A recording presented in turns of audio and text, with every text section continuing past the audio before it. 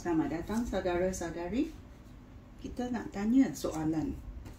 Adakah hidup kita menyenangkan hati Tuhan? Ya.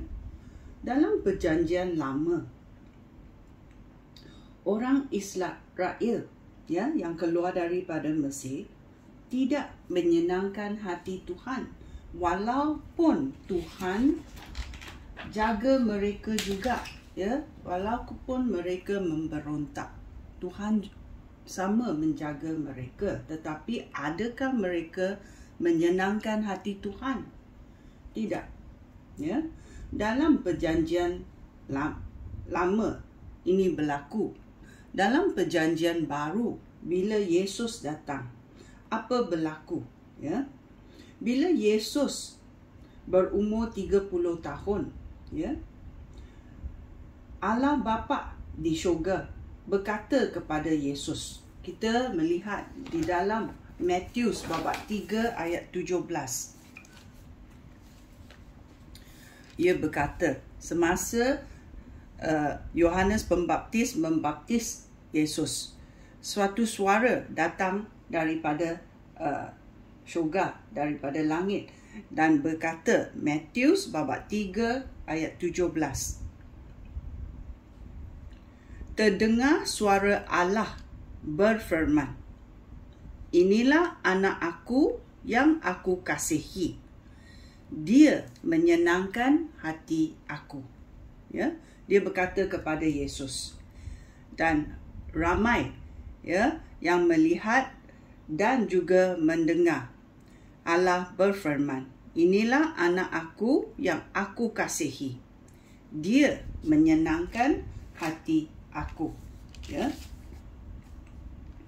Ini adalah satu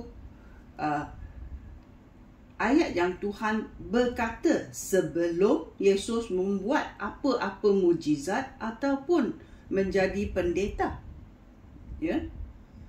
Tuhan sudah tengok apa cara hidupnya pada masa sebelum dia menjadi 30 tahun. Oleh itu kita tahu kelulusan bagi Tuhan bukan dengan acara pelayanan kita untuk Tuhan, tetapi dia melihat bagaimana kita hidup di dunia ini. Oleh itu sebelum Yesus menjalani pelayanan 30 tahun dahulu, dia melihat cara Yesus hidup dengan ibu bapanya, dengan adik-beradiknya, dengan komunitinya. Oleh itu kita tahu bahawa karakter seseorang itu sangat penting. So kita tanya, apa rahsianya untuk kelulusan, untuk menyenangkan hati Tuhan? So kita tahu bukannya pelayanan kita, bukan kita menjadi pendeta di hayalat ramai. Yang rahsia adalah cara kita hidup. Cara kita hidup dalam dunia ini.